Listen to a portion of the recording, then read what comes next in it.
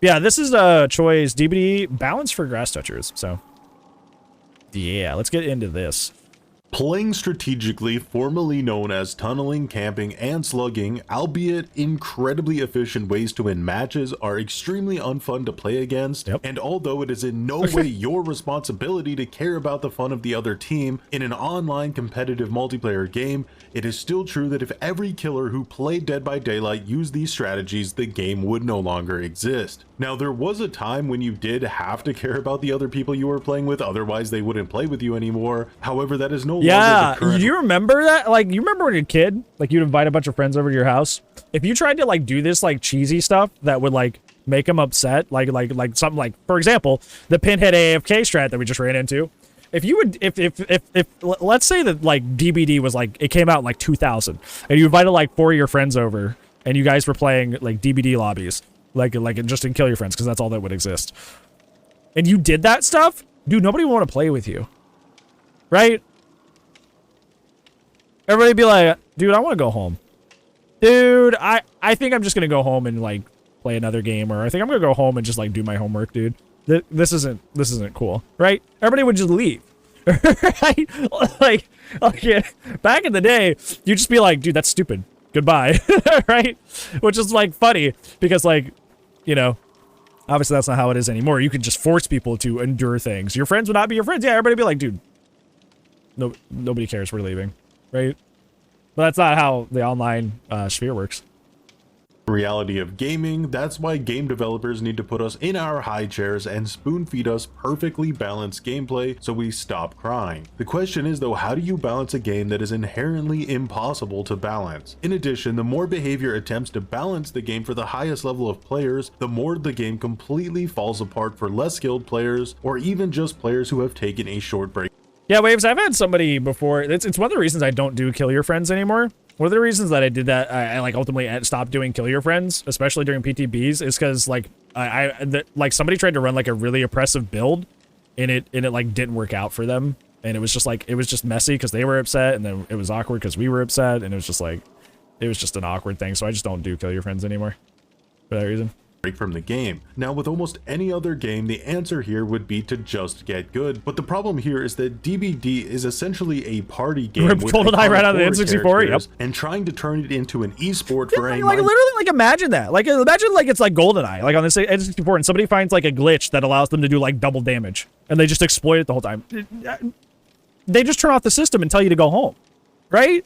Like they just tell you to turn off the system and go home. Everybody would be like, dude, that sucks. Dude, that's crappy. Don't do that. You know? Minority of tryhards is incredibly short-sighted and will kill the game in the long run. That said, I do think this can be navigated or at least mitigated with smart balance changes. That's why in this video I'm going to detail exactly how to balance this game for high-level players without ruining the game for everyone else. For example, changing certain loops and map design will have a very minor impact on lesser skilled players because they don't know how to run loops or optimize their pathing, and usually go down in a chase quite quickly. Yeah, that's one of the problems with DBD, just in general, just as a game, is that like you're not going to be in a 4-stack all the time. So you end up in this situation where like you are responsible for someone else's ability to play the game and their skill level, and unlike Killer and Survivor, you can't really adjust very much when things start going downhill. You can do things like for example, at the end of that artist match, I started pre-throwing a lot. But, like, you really can't do a lot to, like, kick it into high gear on Survivor. It's basically about the perks you brought beforehand, so. Whereas increasing the amount of time it takes survivors to do generators completely eradicates less efficient or skilled survivors. So clearly map and loop design is far more important than gen speed when it comes to making smart balance changes. That doesn't mean gen speed is perfect. There are clearly still issues when it comes to certain items and perks, but it's like it's mostly down to items and perks while there's still a leak in your roof. The skill ceiling with Survivor is just too high in comparison to almost every killer. A highly skilled survivor can run an equally high skill. No, I disagree with that, actually. I disagree. I think Survivor has a low skill ceiling, but so many people don't ever hit it. I would say curving on Billy harder than anything you will ever attempt on Survivor. And I mean that. Like becoming actually good with Billy like harder than anything you can do on Survivor. Anything. I just think a lot of people it is a high skill ceiling, but it's like I think a lot of people don't invest in getting good at Survivor because it's supposed to be just a casual thing that you play with your friends. It's supposed to be a party game, right? I think it's supposed to be a party game, so most people just want to get by with what they have, what they can do, because like it's a party game. Most people are just playing just to vibe. They're not playing to get that W, right? So like I feel like a lot of people just don't invest in becoming good survivors for that reason, because also as well there's 3 other teammates. You kind of want to skate by on the fact that, you know, there's 3 other people can then pick up the slack if you're not good. So they also rely on that as well, which is another motivator to maybe not get good, because you hope you'll get carried by someone else, right?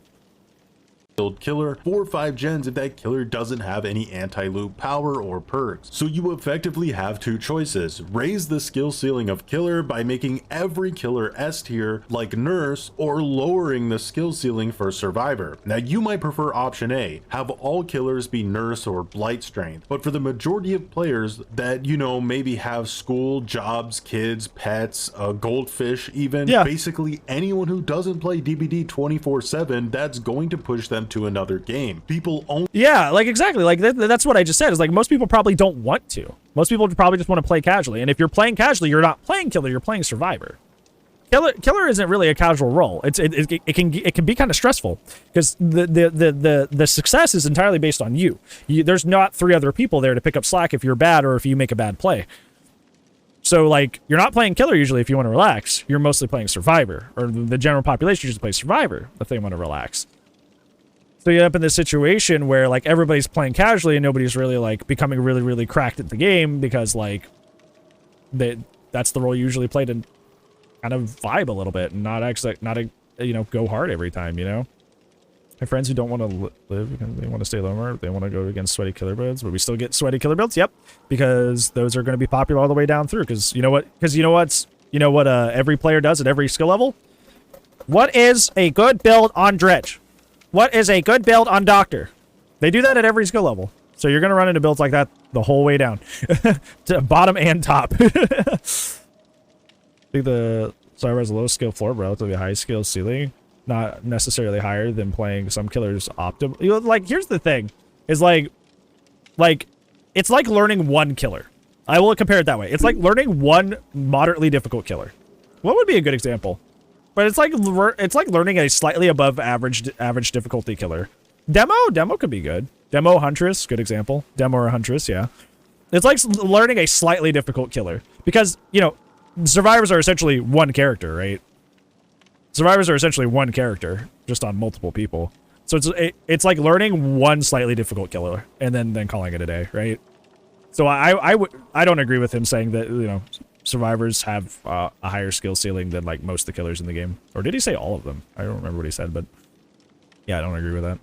3 or 4 slowdowns or 3 in noeds. So yep, exactly. Yep, we've talked about this before, Uzi. A lot of those builds actually like stunt killer growth, in my opinion, because you're not playing to improve. You're playing to have your perks do the game for you. And obviously, if you get to a point where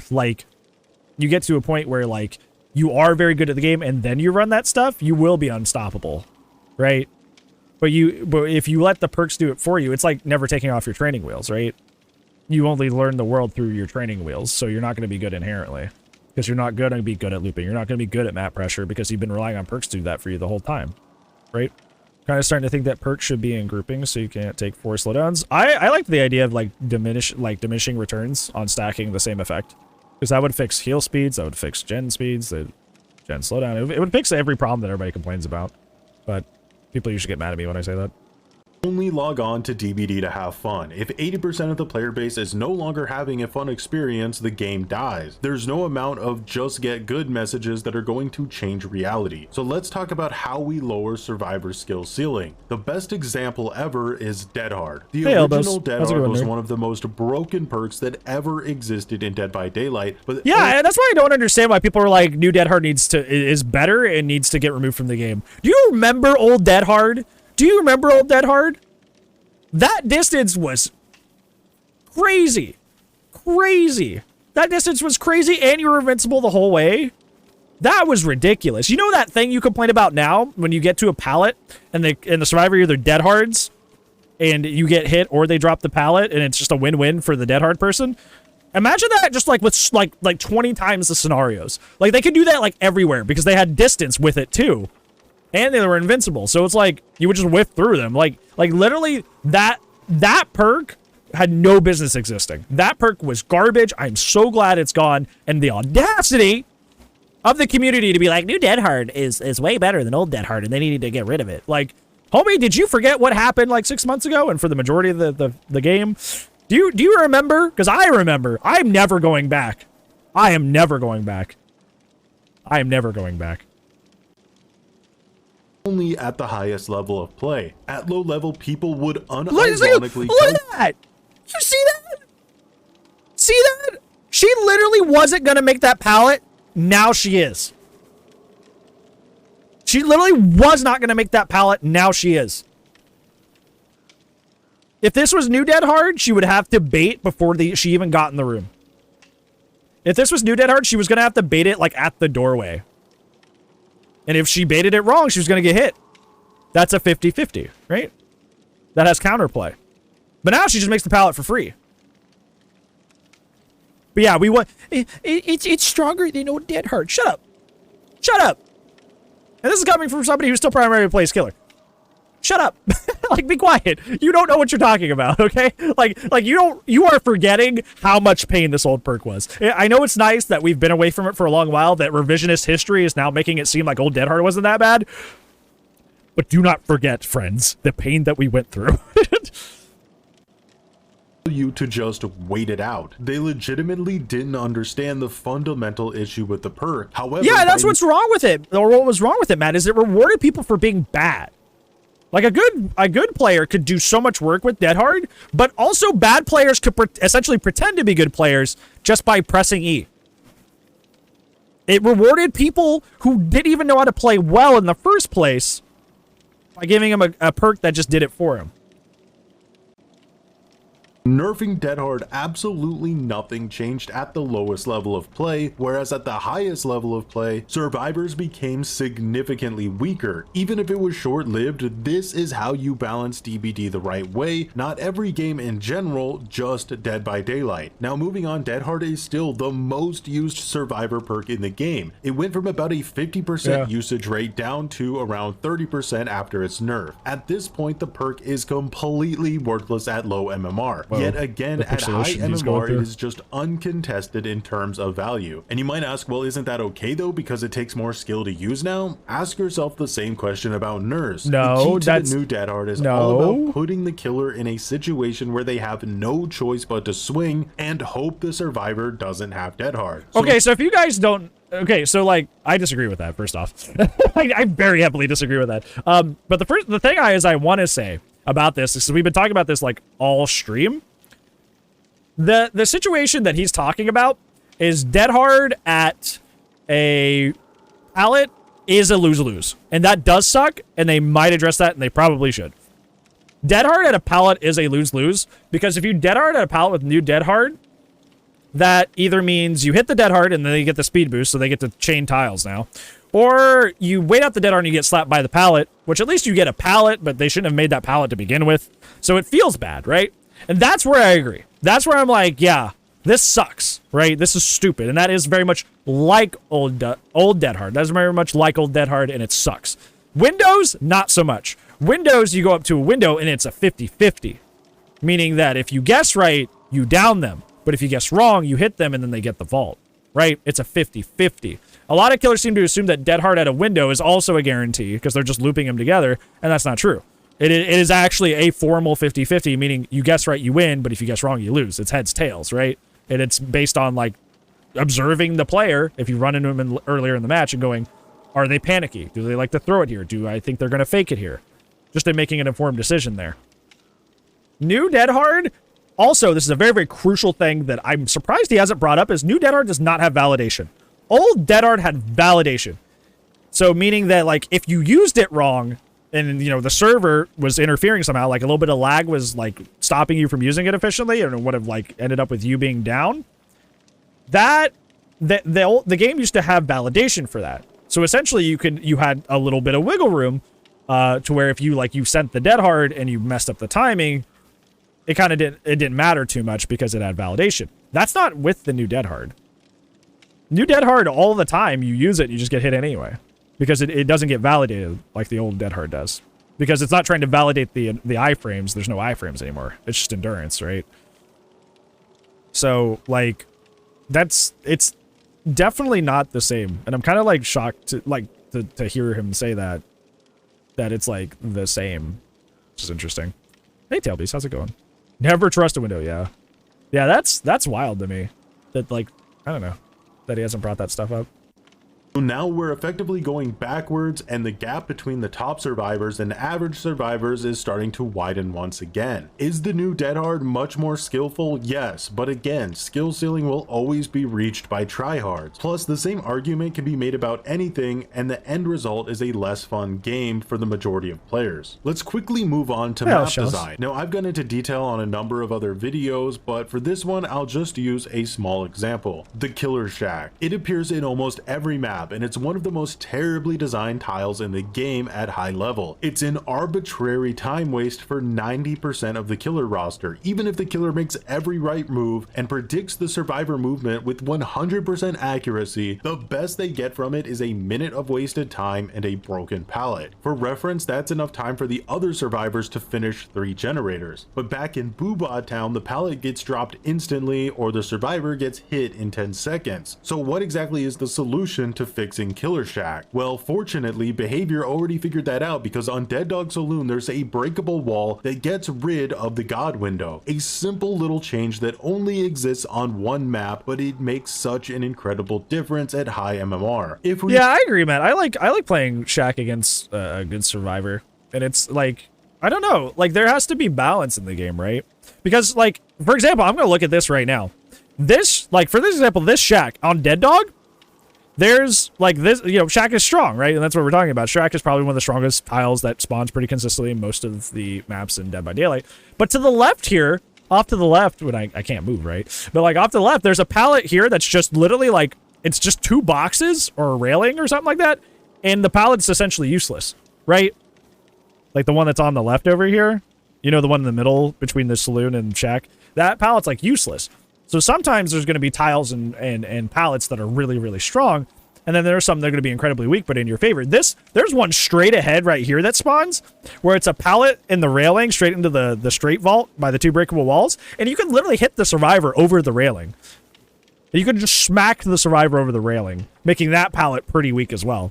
Like, there's going to be really, really strong tiles, but there's also going to be really, really weak tiles. And it's just about, you know, having a good mix of both per map, and still having it be relatively, like, random what goes where. And that's what matters. It's not necessarily, like, I think, like, Shack is bad for the game. I just think that, like, for example, great example, Badham. Badham's a wonderful example. Why is there Shack, but also a 2-story house, but also House of Pain, but also the elementary school? Why is there 3?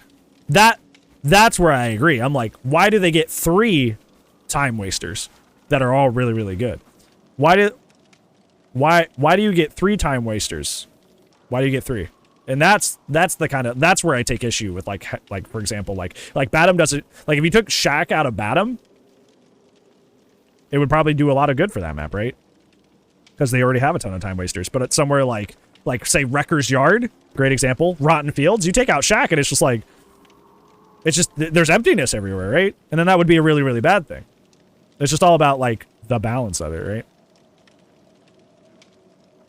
Yeah, that's what Waves was saying, sorry. That's literally what you just said, and I just looked down, sorry.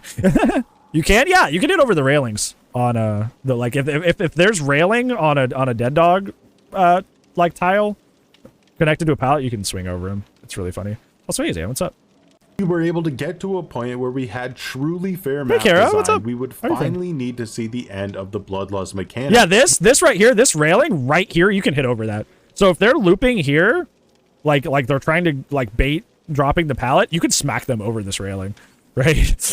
it's pain. You can't have completely balanced loops but keep Bloodlust because killers would just cheese a hit at every pallet. So whether it's Nurse or Survivor, we can mostly all agree that skill ceiling having a cap is the healthiest move for the majority of DBD players. Okay, now let's go back to talking about killer playstyles and generator speed. Specifically why you cannot balance the game simply around gen speed. For example, at the highest level of play, where let's say a Demogorgon main was playing against a stacked 4-man with sweated loadouts, the demo is going to quickly be forced to try and find a way to get one survivor dead, or they will lose the game. That's just a fact. So now let's say behavior made gens take an extra 20 seconds each to complete. Well, now that Demogorgon can actually have an interesting chase-oriented match with those survivors, because the gens aren't just flying out of control. But what if the Demogorgon player doesn't feel like taking a bunch of chases and would rather just use their original strategy while benefiting from the additional 20 seconds per generator? That's basically an easy win. So you might say, okay, that might happen occasionally and it might be really annoying when it does, but in the grand scheme of things, it's not really such a big deal, is it? Well, what happens if the Demogorgon player is just simply not playing well? Like they're actually making blatantly bad plays, but can still fall back on using a cheesy strategy to win. That's what that artist did, and that artist did in our in that match we just had 2 matches ago on the Shattered Square.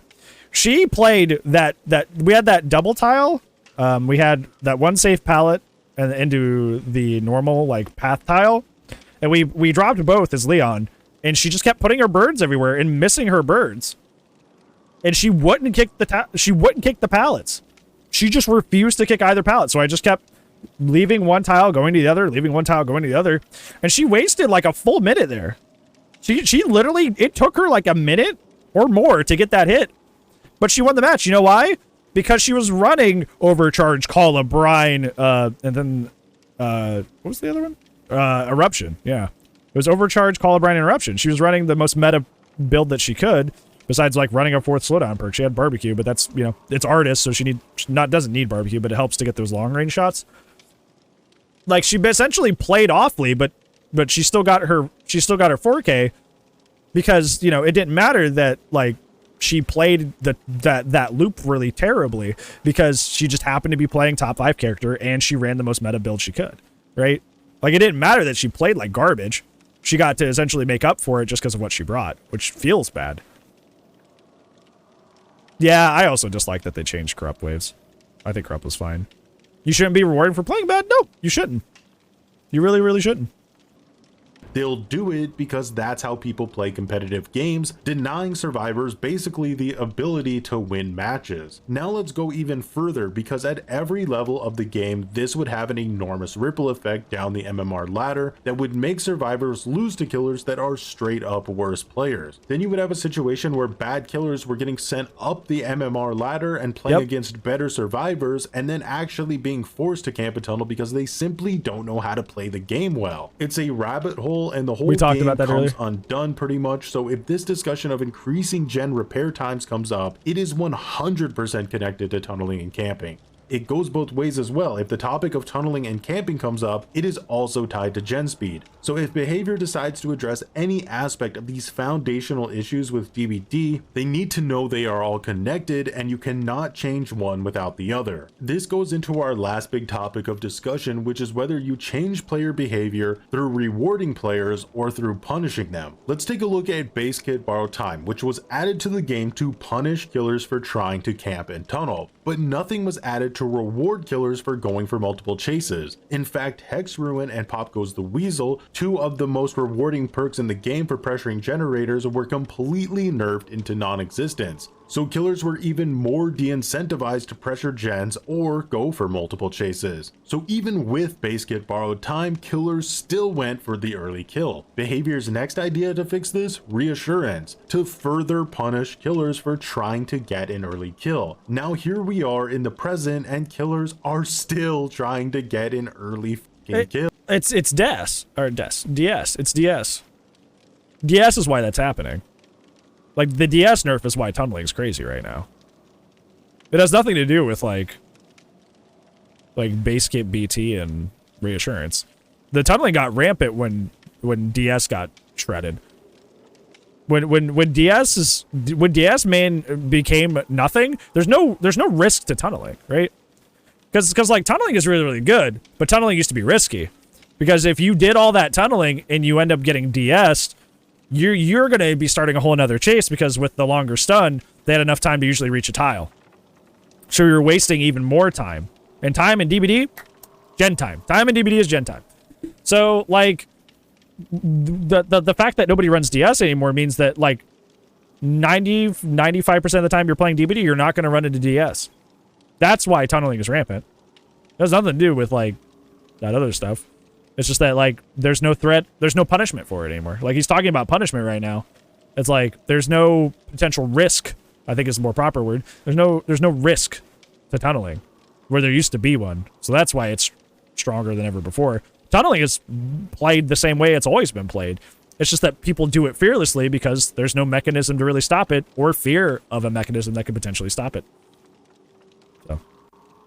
If it's really not obvious at this point, I'll sum it up. Make going for multiple chases significantly more rewarding than getting an early kill. Now, it's easy to just say these things, but what do they actually look like? Well, for one, they are not perks. Perks should make the game more interesting, I not agree with less this. like they do right now. Now, I'm going to put perks playing the game, like everybody, there's something we can universally be united on in DBD. It's that perks playing the game for you feels bad. It doesn't matter if you're a killer. Doesn't matter if you're a survivor. When the other player is winning because of their perks, it feels bad. Remember how I lost an entire game on Monday, yesterday? Remember I lost an entire game yesterday because 2 gamers had Lithe? And that was it? And I lost the whole game because of it? It felt bad, right? Because all they did was just like Lithe away, and then if I actually caught up to them after, you know, eating through the Lithe, they would just throw the pallet early, and it was just boring, right? But they won because they played safe. Felt bad. And if they hadn't had those perks, I would have won. Feels bad. Same thing on the other end. Like with that artist match I mentioned, if she had even one less slowdown, we probably would have won that match. She played loops very, very poorly. She played like trash. But she didn't get punished for it because she had the right perks to make up for her mistakes. Nobody likes perks playing the game for them. It feels bad. Put out some suggestions with the disclaimer that all of these would need testing. DBD has a lot of layers to it, so there are no blanket ideas here. Starting with killer, corrupt intervention needs to become base kit. It can't be that the killer can lose a match within the first minute simply because the survivors got bullshit spawns or efficiently split up on gens. The early game in DBD still promotes shit gameplay, and if the price for this is nurse getting taken out to pasture, by all means you can borrow my double barrel to do the job. Moving on to chases, a version of pre-nerf Pop Goes the Weasel with a minute timer should be added as base kit as well. The best way this could work is by tying in mobility of the killer to the percentage of regression. For example, Clown gets 40% regression with a pop kick because he has no map pressure. It needs to be worth the effort to pressure the gen. Meanwhile, Dredge gets a 20% regression kick because he can just teleport to the gen and kick it. That's gonna get messy real quick, though. That's gonna get messy real quick. You're gonna trust behavior to make that call? You're gonna trust behavior to make the call of like which killers are strong and which are weak? Dude, they thought Pig was the strongest killer in the game for the longest time. That's why they kept nerfing her. They only look at their data. If you look at their data, they think Sadako is the best thing since sliced bread. You're gonna trust them to assign values to like a base kit pop and change them based on killer tier lists? That's not, yeah, exactly. They're gonna say, but the chart says that's not gonna work. That's not gonna happen. This entire mechanic in general would be helpful in making weaker killers much more impactful. Now, I know that a lot of players are bored of doing gens and want possibly a different objective altogether, which I feel like the healthiest thing that happened to the game was gen blocking perks and making gen blocking perks really, really popular. There was a short time period where it was like a lot of people, like it was like around, it was like when they had first adjusted like DMS to not like be obsession based, and a lot of people were running Deadlock, and a lot of people were running Deadlock, a lot of people were running Dead Man Switch, and a lot of people were running Corrupt.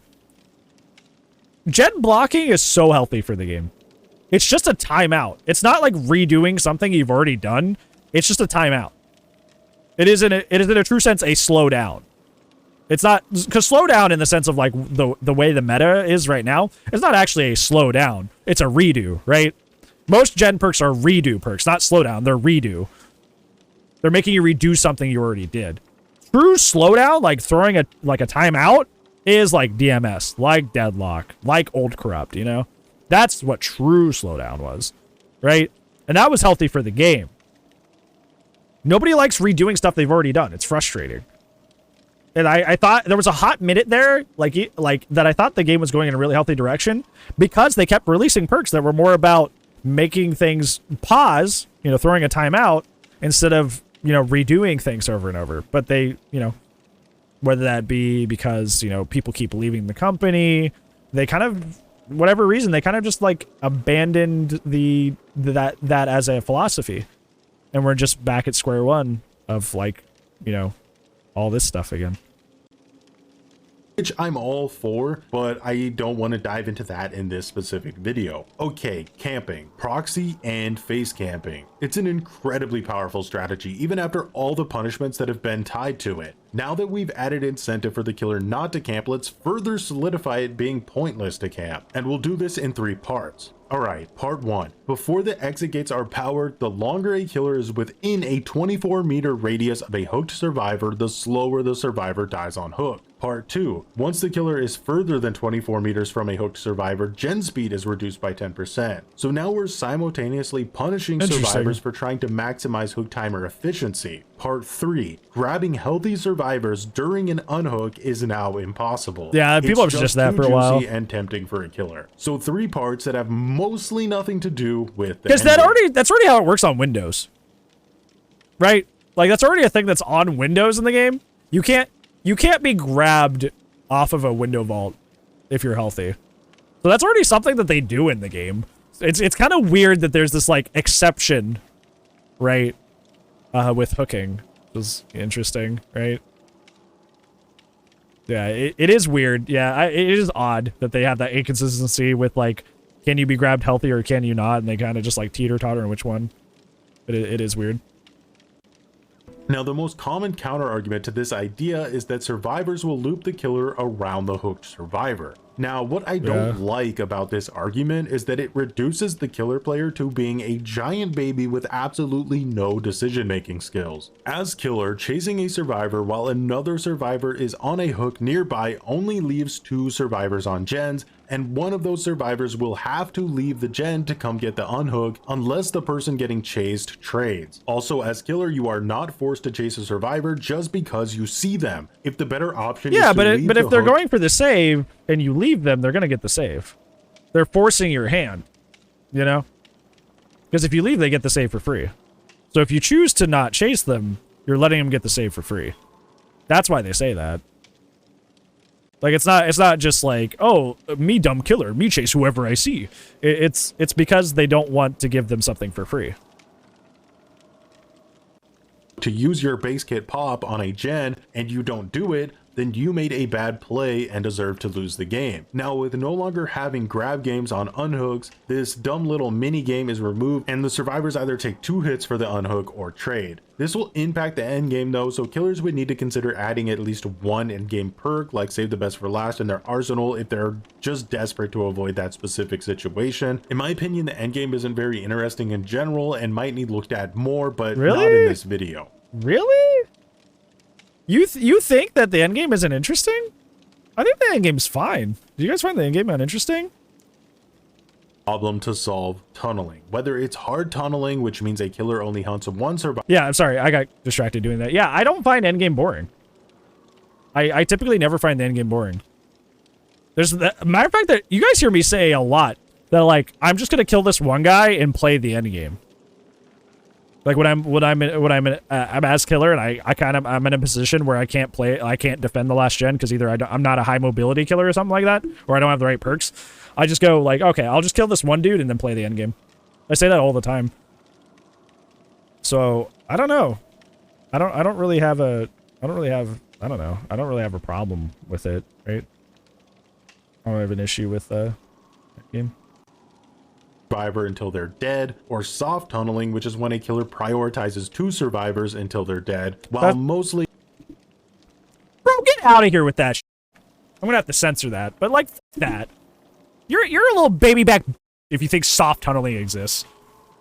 Soft tunneling, it's called playing the fucking video game. Get out of here with that. I hate that term.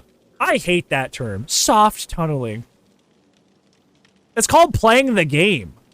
It's one of the smartest things you could do as killer. Is narrow down the 2 worst survivors on the team and get them out first. Soft tunneling. Soft tunneling. Bro, get out of here. You just want to complain about everything. I hate that term. That is actual survivor entitlement. Soft tunneling. Playing the video game. Ignoring the other 2 survivors. The solution here is a new simple but elegant mechanic I like to call the repair tool. It's a double-sided mechanic that can benefit the survivor or the killer depending on the pacing of the match. If a survivor dies by any means early in a match, whether through being tunneled, camped, giving up on hook, or DCing, a repair tool will spawn in the locker closest to each remaining survivor. Once collecting their repair tools, their generator repair speeds will be permanently increased by 30% for the remainder of the trial, which not entirely makes up for a lost teammate, but does keep the match alive and interesting. However, going back to the punishment versus reward concept, we now need to reward the killer for not tunneling. This time we're going to punish the survivors for gen rushing. If too much gen progress has been achieved, whether the gens are actually finished or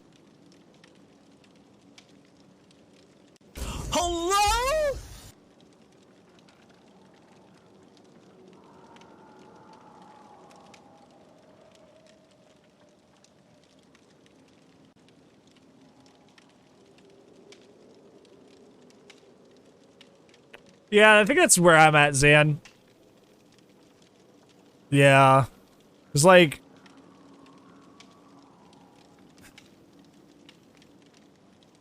I don't know. This seems messy. This seems messy. I don't... Why would you do that? I'm not sure. Like, just... Oh, hi, Weiss. How's it going? Yeah, like, of course, like, like Choy's a good and smart dude. And I appreciate that he's thinking of these things, but, like... Don't know about this, man. What's the point of doing the objective? You're gonna get punished for it? Good question. or not, we're literally just talking about progress. Before the killer has started to build momentum through getting hooks, the gens will be impossible to continue repairing without a gen repair tool. This time though, the repair tools will spawn in lockers as far away as possible from the server. Yeah, I'm with what you guys were alluding to. This is like one of the things that makes DBD a very popular game is how simple it is. Me sit on gen. Me get gen done, I get to leave. Me go touch door, me leave. Okay. Killer. Stabby, stabby that person until they fall on the ground, put them on the hook. If you do that 3 times, they don't get to come back. Okay. Like, that's like, you know, of course the game's way more in depth than that, but like, for new players, it's that simple, right? And at its heart, the game still is that simple, right? So like, for new players trying to get into the game, like, the reason that people often keep playing the game is because the game is so simple to understand. Like, the biggest hurdle in the game, honestly, for new players is understanding that it's not a stealth game. It's not a horror game. It's not a hide-and-go-seek game. It is a do the gen and loop the killer game. That's the hardest part about understanding DBD. Everything else is, like, ridiculously simple. And that's why the game, I feel like, has the long life cycle that it does. I feel like that's why the game is still, like, continues to be appealing to new players, is because it's so simple. So the more you add this stuff, the more you're going to make that not the case and alienate new players, which is the death of a game, unfortunately. So, good job, though, KJ. Good job. Maybe at the end of the semester, but you did it. Different killer powers? Yeah, that is true. Killer powers are probably really odd for new players, but at least the base killers that come with the game are pretty simple. Survivors' current locations. This rewards killers for not tunneling and for running non-gen defense builds. Likewise, it punishes survivors for splitting up on gens, running gen rush builds, pre-dropping vital pallets early in the game, and helps even the playing field on disgustingly big maps, all while leaving the grass toucher experience completely intact. Moving on, survivors with endurance will no longer have any collision with the killer, as they very often use their endurance to body block for teammates at high level play. If they can implement no collision with the killer during a guard hunt, they can implement it during endurance. I can't tell you how many times a survivor with off the record has purposely body blocked for a teammate that I'm chasing, which puts me in a situation where there's zero reason but then I can't hit them. Right? To tunnel them at that point. They but that's their problem. Their defense as offense, and but that's a bad play. The optimal choice for me is to just kill them. So de-incentivize body blocking with endurance, and beyond that, if you're still having issues getting constantly tunneled, use more anti-tunnel bursts. But that's a bad play though. That's a bad play, right? If you're using your endurance to body block, the correct answer is you should get tunneled because you're making a bad play. Am I missing what he's saying here? I'm probably missing what he's saying here. Yeah, like if you're using endurance to body block, you're using endurance wrong. In that case, you deserve to be punished. You deserve to get tunneled for that. Yeah, they should be killed. Like they should be tunneled for that. There should be no protection against tunneling if you're using a defensive tool offensively. Right? If they're using a defensive tool offensively, they should be punished. They shouldn't be able to get out of that. But overall, it should be happening much less often. The last thing the devs could consider here is an incentive for killer to hook different survivors. See, like, this is the thing, is like, I think that's the thing about like tackling like tunneling and camping that's really difficult, is camping and tunneling are good in a lot of scenarios. If survivors aren't leaving the hook or saving within my tear radius constantly, I should camp. That is the right play, is to camp. That's not negative. That's not bad or unfun. I mean, it might be unfun for the survivors, but it's unfun because they're playing badly. They're upset because they're losing to a bad play they're making. They're not losing to some BS play style. They're losing because they're playing badly. They shouldn't be saving with me only 16 meters away from the hook. It's a bad play. It's not right. And they should deserve to get camped for that, or have me proxy. Because they need to wait till I leave the hook and get the hook unhooks unsafe, or get the hook unsafely, or unsafe. Blech. Get the hook safely. Thank you. Words. Same thing with tunneling, right? If for some reason you're going to use off the record to body block instead of like, you know, using it to get away and to heal up or start a gen like you're supposed to, I should tunnel you. You do deserve to be tunneled because it's a bad play. The problem with camping and tunneling is you can't keep it as a tool out of the hands of people who use it to be cheesy and like get somebody out at like 5 gens or 4 or 5 gens because they think it's a comp game, versus somebody who is just using it to tunnel some idiot who's trying to use their endurance as an offensive tool, which is not what it's for. It's hard to keep it out of the hands of one side, but in the hands of another, so that's the main problem. Good night, Matt. I appreciate you. Rest well. There's an order, like a multiplier, where every time a killer hooks a different survivor from the last, they get a bonus, like more gen regression or faster move. We had that. It was called barbecue and chili. It gave us extra blood points. And there was so much less tunneling in the game when that was a thing. Barbecue was good for the game's health, because that exact thing he's talking about is not gen regression or faster movement, but you literally got a financial reward. You got extra blood points for not tunneling. People loved running old barbecue because they got rewarded for playing the game in a more healthy way.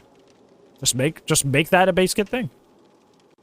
Movement speed outside of a chase, something like that. There's also an overarching problem with skill-based matchmaking that affects tunneling as well in a very big way. I still run barbecue too. I like your reading. Encountered an issue where every time you try playing the game with a friend or someone who doesn't dedicate their life to playing it, they get tunneled for being a weak looper. This is where a better version of the PIP system, DBD's original ranking system, would be immensely. They did implement this actually. I don't know when he made this. This video's pretty recent, right? Yeah, this video was released yesterday. They did introduce that with the night drop. There's team MMR now? There is team MMR now.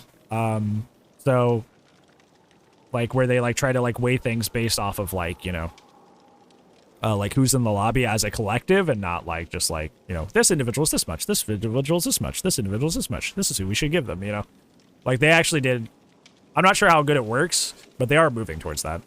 Helpful over SBMM. If you're a red rank survivor and your friend is a yellow rank survivor, there's a big difference in skill. If you as the red rank go into yellow ranks like survivors used to do on the old pip system, you'll just 1v1 and destroy the baby killer. And if your friend comes to red ranks, they're dead first every time because the killer will immediately pick up on the fact that they have bad movement. So how an updated pip system could fix this is by making you and your friend play against a killer somewhere in the middle between the both of you, like a green That's the idea or of the purple new, rank killer. like Now, the to be team fair, MMR this system. same system could potentially be implemented in an Or adjustment. SBMM system, but as far as I've been able to tell from Dead by Daylight's skill-based matchmaking system, it is widely less consistent than their pip system was. Plus, with the pip system, a survivor could still pip even if they got tunneled for 5 gens, whereas right now they lose MMR for dying even if they did literally everything by themselves. Yeah, So but maybe he missed the changes, because this is another thing. You lose less MMR for that now. You lose that less MMR if you like help the team a lot and the other 3 escape. You lose less MMR. Like, that's actually a function now. It's like you lose less MMR now. That is a thing they implemented when the night dropped. Is that if the rest of your team escapes, but you had a bad time, like the killer decided to tunnel you out, you actually do lose like barely an MMR, which is really nice. So they did actually address that.